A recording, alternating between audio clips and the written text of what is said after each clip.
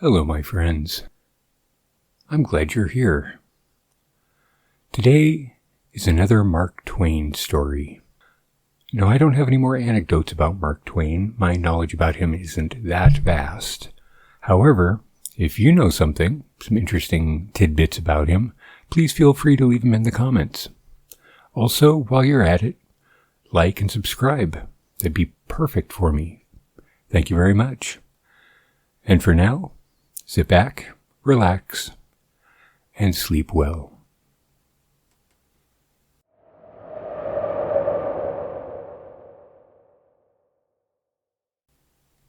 Journalism in Tennessee. The editor of the Memphis Avalanche swoops thus mildly down upon a correspondent who posted him as a radical.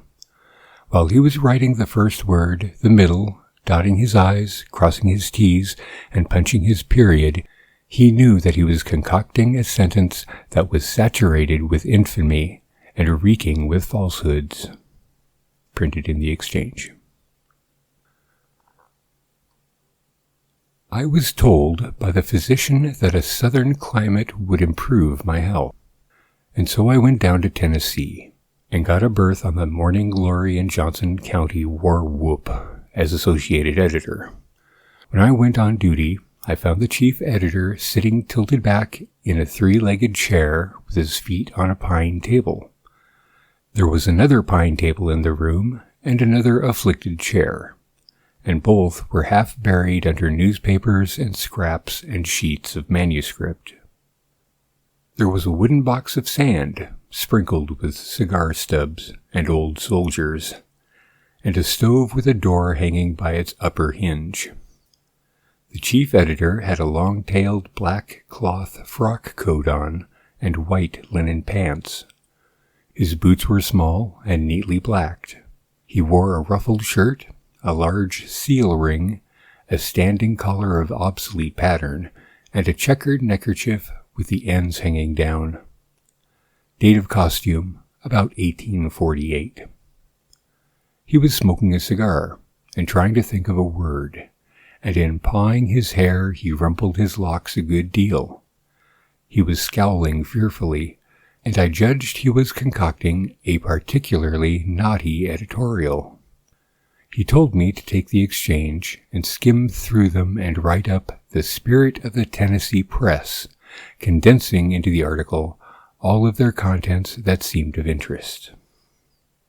I wrote as follows.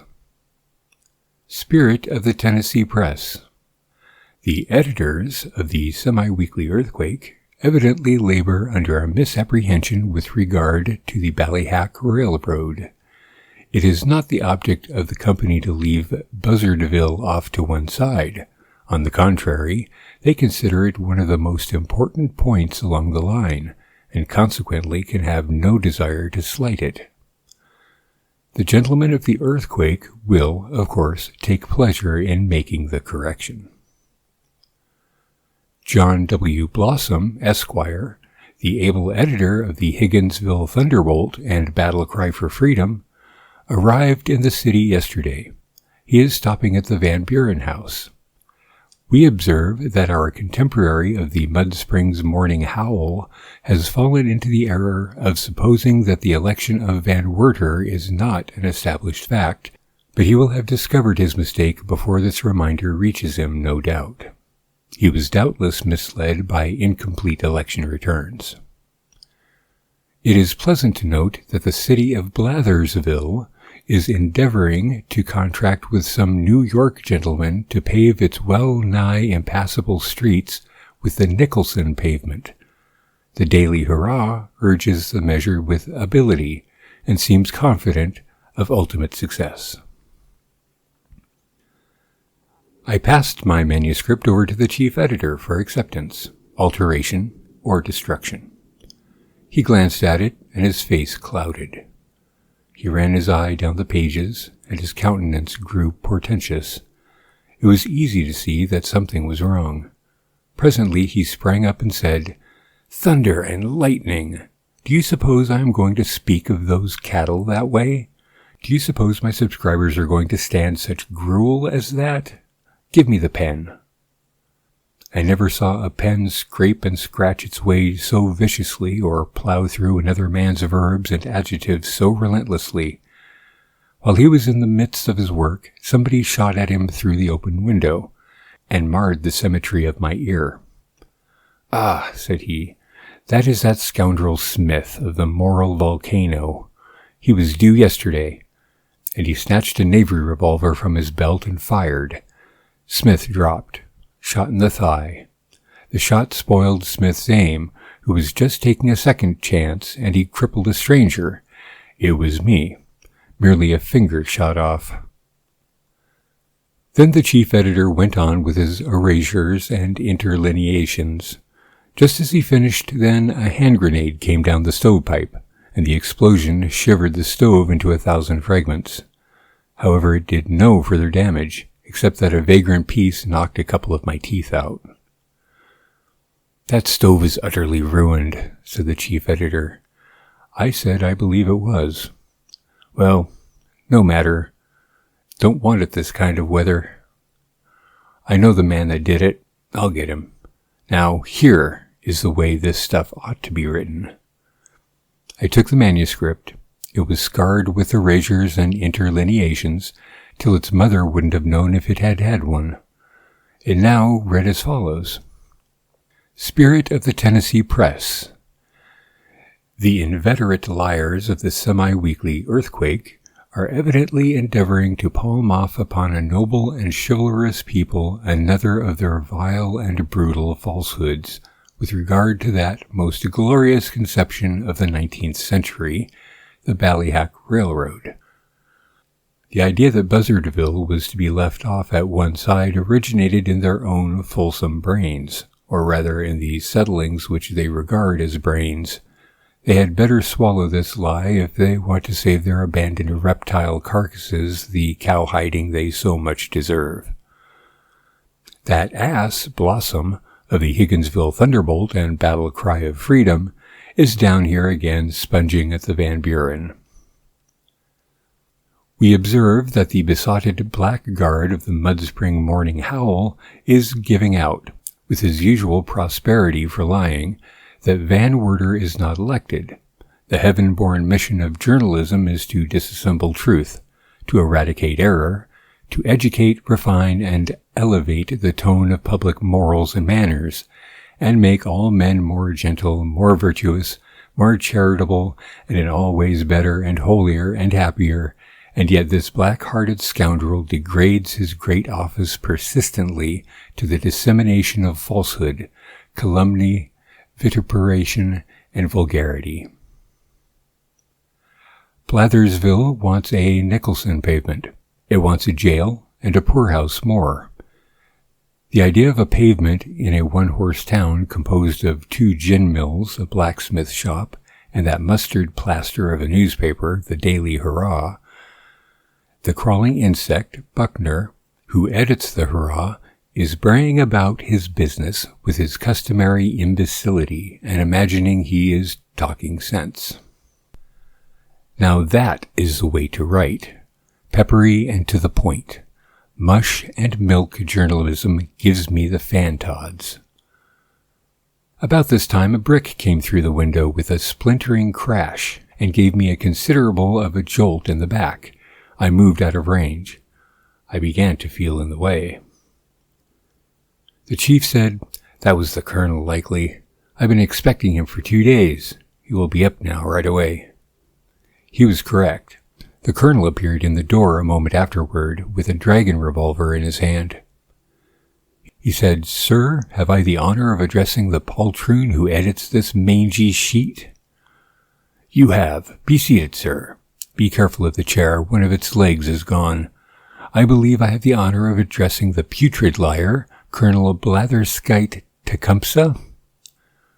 "Right, sir. I have a little account to settle with you. If you are at leisure, we will begin.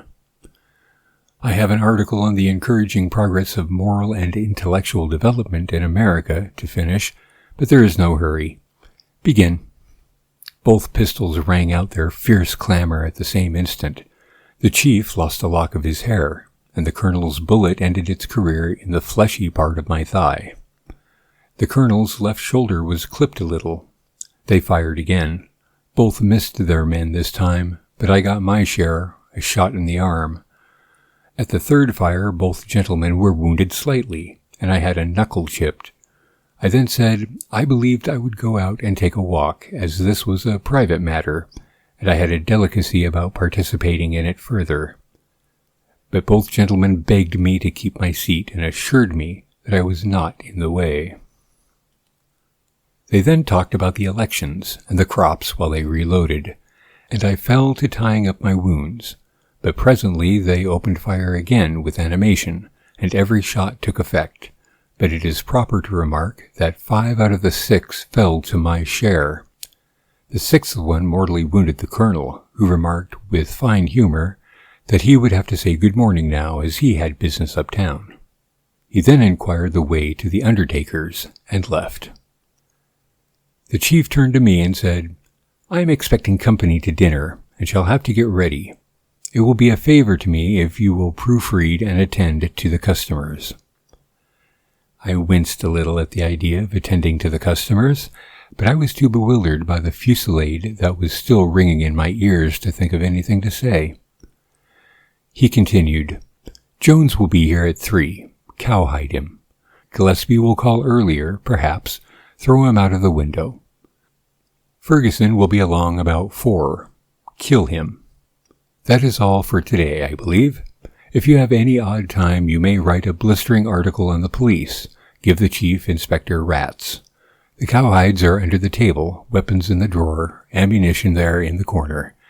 Lint and bandages up there in the pigeonholes. In case of accident, go to Lancet, the surgeon downstairs. He advertises. We take it out in trade." He was gone. I shuddered.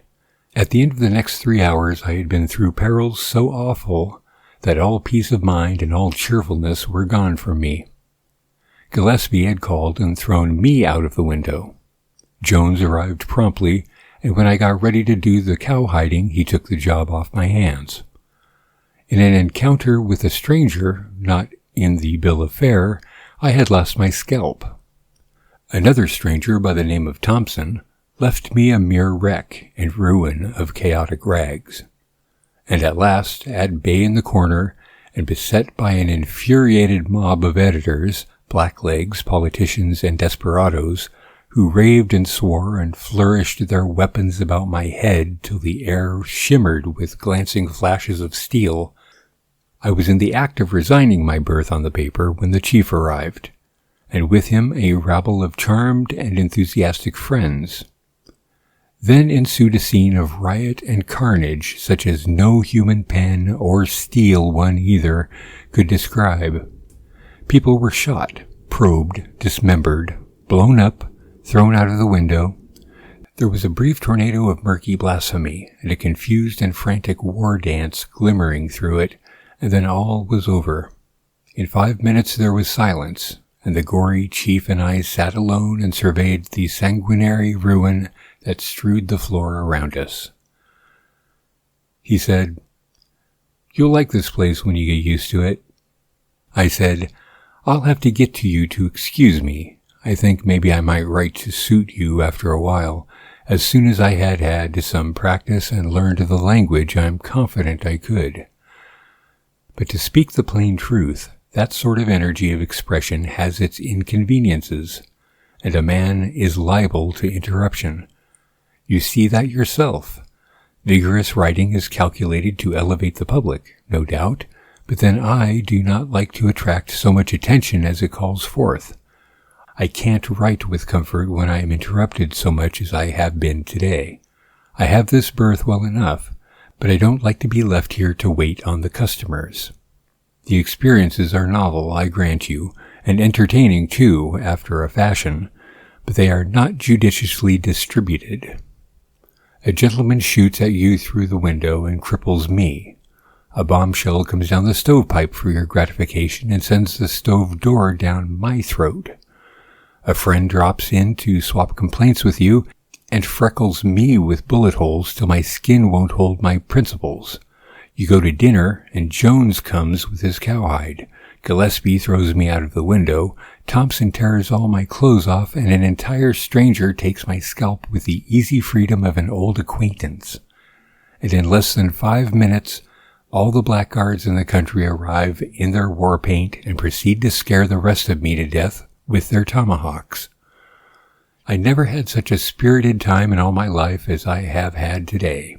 No, I like you, and I like your calm, unruffled way of explaining things to the customers. But you see, I am not used to it. The Southern heart is too impulsive. Southern hospitality is too lavish with the stranger. The paragraphs which I have written today, and into whose cold sentences your masterly hand has infused the fervent spirit of Tennessean journalism, will wake up another nest of hornets. All that mob of editors will come, and they will come hungry too, and want somebody for breakfast. I shall have to bid you adieu. I decline to be present at these festivities. I came south for my health. I will go back on the same errand, and suddenly. Tennessean journalism is too stirring for me.